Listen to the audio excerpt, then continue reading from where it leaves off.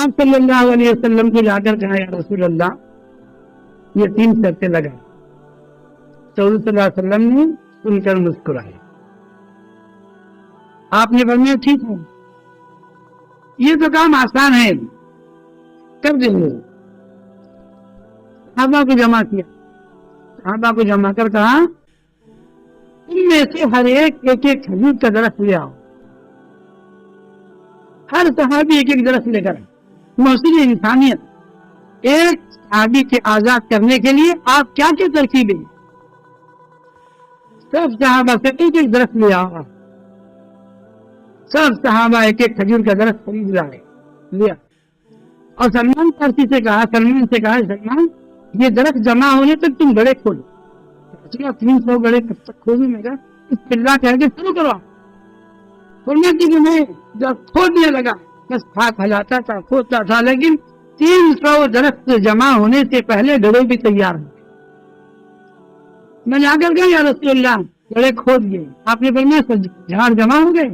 ہاں جمع ہو گئے یا رسول. چلو میں آتا ہوں تمہارے ساتھ. صاحب آ گئے, ہر صحابی اپنا درخت لے کر گئے, گڑے تیار ہیں. رسول اللہ صلی اللہ علیہ وسلم نے سب جھاڑ ایک کا جھاڑ مانتے اس گڑے میں رکھتے اور اپنے ہاتھ سے مٹی اس میں ڈال دی. دعا دیتے کہ یا اللہ اس کو جلدی پھل پھول والا جلدی. 300 درخت لگ گئے, پانی ڈالا, مٹی اپنے ہاتھوں سے ڈالے.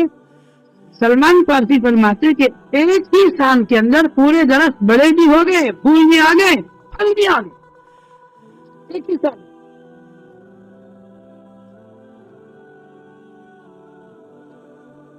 فرماتے ہیں یا رسول اللہ صلی اللہ علیہ وسلم آپ کی برکت اور آپ کا غم, آپ کی فکر اور آپ کا احسان مجھ پر یہ کہ اگر میں اس کی خدمت کے اندر 15 سال بھی رہتا تو میں آزاد نہیں ہو سکتا.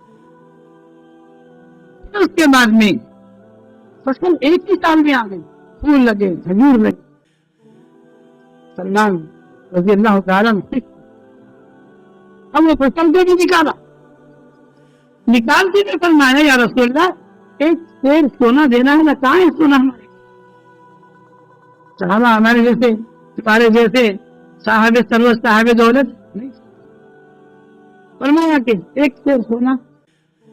اللہ کے نبی سے کیوں فکر کرتے, اس کی فکر کرنے کی کیا ضرورت. اتنے میں حضور صلی اللہ علیہ وسلم کے پاس آپ کی خدمت میں ایک صاحب نے سونا لے کر آیا اور وہ کبوتر کے انڈے سے ذرا بڑا تھا. ہمیں لے جائیے اس کو, ایک شیر ہو جائے گا. فرمایا لے جائیے. کم ہوتے کیسے یا رسول. سلمان پر بھی فرماتے جب میں یہ لے کر جانے لگا تو مجھے ایسا محسوس ہونے لگا کہ کوئی پہاڑ لے جا رہا ہوں. کیا لے جا رہا ہوں؟ پہاڑ. اب پیش کیا میں اس کی خدمت میں. اس نے سب سونا دیکھا, کھجور دیکھا, فصل دیکھا. اس کے بعد سلمان فارسی سے کہا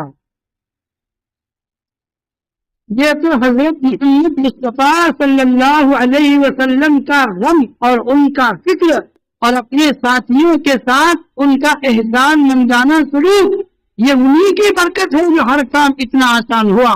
کہا کہ سلمان میں تمہیں آزاد کرتا ہوں. یہ آپ کے اخلاق سے, یہ آپ کے عادات سے, آپ کے احسان کرنے کا طرز تھا امت محمدیہ. تو میرے عزیز و دوست بزرگوں, اسی لیے فرمایا کہ تمہارے ہاتھ میں کسی کا کام ہو تو اپنا کام سمجھ کر اس کی زیادہ جلدی کرو تاکہ اس کی دعا تمہیں لگی. ہمارا حال یہ ہے کہ ہمارے ہاتھ سے کسی کا کوئی کام ہونے والا ہو تو پہلے یہ بول دیتے کہ میرے ہاتھ سے تو نہیں ہو سکتا. یہ ہماری احسان کی حیثیت نہیں. صاحب مجھے معلوم ہے آپ سے کام ہو سکتا, وہ بولے کہ دیکھو میرے سے کیا ہو سکتا ہے, یعنی کہ آپ کر سکتے ہیں. لیکن امت کا غم, امت کی طرف, امت کی فکر اور امت کو ہر معاملے میں آزاد کر. جب یہ سارا معاملہ دیکھے تو لکھا ہے مولوی نے یہ اشارہ ہے قیامت کے دن میں ساری انسانیت میدان حشر میں پریشان ہوگی کہ اس انسانیت کا بیڑا کیسے حل ہوگا. فرمایا کہ کوئی حل نہیں کر سکے گا. جیسے سلمان رضی اللہ تعالی عنہ کا واقعہ نبی نے حل کر کے دکھایا، بالکل ہو بہو کر قیامت کے دن امت مسلمہ کی شفاعت آپ ہی کے ذریعے اس کے بھی سہل انداز میں اللہ سے آپ کرا دیں گے. تو میرے عزیز و دوست بزرگوں، اہل علم کے ساتھ ملنا، اٹھنا، بیٹھنا اور ان کی فکریں ہمارے لیے قابل عمل ہیں. اللہ کے نبی صلی اللہ علیہ وسلم کی پوری زندگی ہمارے لیے قابل تقلید ہے، قابل عمل ہے. چاہے وہ بچپن کی زندگی ہو، چاہے وہ نبوت کے تشریعی زندگی، نبوت کے بعد کی زندگی ہو، کسی بھی زندگی کے اندر اللہ کے نبی علیہ السلام امت کے حق میں محسن ہی بن کر رہے ہیں. بچپن میں بھی حضرت خالد بن ولید صحابی رضی اللہ تعالیٰ نے فرماتے ہیں کہ میں ایک مرتبہ ہمیشہ ایک خواب دیکھتا تھا. خواب یہ دیکھتا تھا کہ ایک بڑا میدان ہے، اس کے اندر میں بھاگتا اور تھوڑی دور پر ایک بڑی آگ جلائی ہوئی ہے، اس میں گرنے کے لیے جاتا تو پیچھے سے کوئی مجھے کمر میں ہاتھ ڈال کر آہستہ کھینچ لیتے. ایسا کئی مرتبہ ہوا، ابھی بھی مسلمان نہیں ہوا تھا. اور یہ خواب کس سے بولنا، خواب کیا چیز ہوتی ہے، خواب کی تعبیر کیا ہوتی مجھے نہیں معلوم. جب میں مسلمان ہوا تو رسول اللہ صلی اللہ علیہ وسلم سے ایک بار اللہ کے نبی فری تھے تو میں نے کہا یا رسول اللہ خواب آپ کو بولنا چاہتا. کیا بات، کیا خواب ہے؟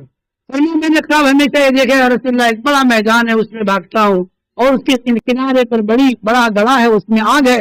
اب گرنے کے قریب ہوتا ہوں کہ پیچھے سے آہستہ مجھے کمر میں ہاتھ دے کے نکال لیتے ہیں. تو اللہ کے نبی نے پورا خواب سنا کر فرمایا وہ جو بھاگ رہے وہ تمہاری دنیا ہے، وہ جو آگے گڑھا ہے وہ جہنم کی آگ ہے، اور خاموشی کے ساتھ جو تم کو بچا رہا ہوں کمر میں ہاتھ دے کر وہ میں ہی محمد مصطفیٰ صلی اللہ علیہ وسلم ہوں. اور وہی کہتے تھے کہ آج کے جانے تمہیں ہماری اس فکر پر آج تمہیں کو جانے ایمان کی دولت سے معلوم ہے. اللہ کے نبی کو نیند میں بھی، ہوشیاری میں بھی، چلتے پھرتے اٹھتے بیٹھتے امت کے آپ، امت کا غم، امت کا احسان، آپ امت کے لیے تمام تر مصائب کو برداشت کرنے کے لیے آپ تشریف لائے، اور آپ کی پوری زندگی ہمارے لیے قابل عمل ہے، قابل تقلید ہے. ایسا نہیں ہے کہ ایک زندگی کا حصہ لے لے، ایک زندگی کا حصہ چھوڑ دیا، ایسا نہیں ہو. آپ مسلم انسانیت خون خرابہ ہونے والا تھا. مکہ جب تعمیر ہو رہا تھا تو حجر اسود کے رکھنے کے لیے پورے قبیلے والے ایک دم جنگ کے لیے تیار ہوئے. انہوں کہتے میں رکھتا ہوں، یہ قبیلہ کہتا میں رکھتا ہوں، یہ قبیلہ کہتا میں رکھتا ہوں. اگر تھوڑی دیر چھوڑ دو نا قبیلے خاندانوں میں خون فساد برپا ہو. لیکن اللہ کے نبی علیہ الصلوۃ والسلام کو امت مسلمہ کا کتنا خیال، اور آپ کے اخلاق، آپ کے کردار اور آپ کتنا حکیمانہ انداز سے امت کے بیچ میں فیصلہ کرتے تھے. فرمایا ایک چادر لاؤ اور اس کے اندر حجر اسود کو رکھا گیا، سب مل کر پکڑو، سب مل کر لگائیں اس کو، تاکہ کسی سے بھی دل میں خلیش نہ رہے کہ میں نہیں لگایا، مجھے یہ خدمت نہیں ملی، مجھے شرف نہیں ملا. انگلی بھی لگ جائے سعادت ہے تمہارے لیے، لگاؤ. لیکن امت کے اندر کوئی اختلاف، کوئی فساد نہ ہونے پائے. اگر کہ رسول اللہ صلی اللہ علیہ وسلم چاہتے تو خود لگا دے سکتے تھے، لیکن آپ نے سب کو لیا، سب کو بلایا، سب کے ساتھ لیا. سب کے دل میں بھڑکنے والی آگ کو اپنے عمل سے، حکمت سے آپ نے ٹھنڈا کیا. اللہ تعالیٰ سے دعا فرمائے محسن انسانیت کے کہ امتی اللہ نے ہم کو بنا. یہ اللہ کا بہت بڑا احسان ہے، اللہ کا بہت بڑا کرم ہے کہ اللہ تعالیٰ مجھے اور آپ کو سب کو حضرت محمد صلی اللہ علیہ وسلم کی پاکیزہ اخلاق اور آپ کی پاکیزہ سیرت پر عمل کرنے کے اللہ توفیق عطا فرمائے. وآخر دعوانا الحمد للہ رب العالمین.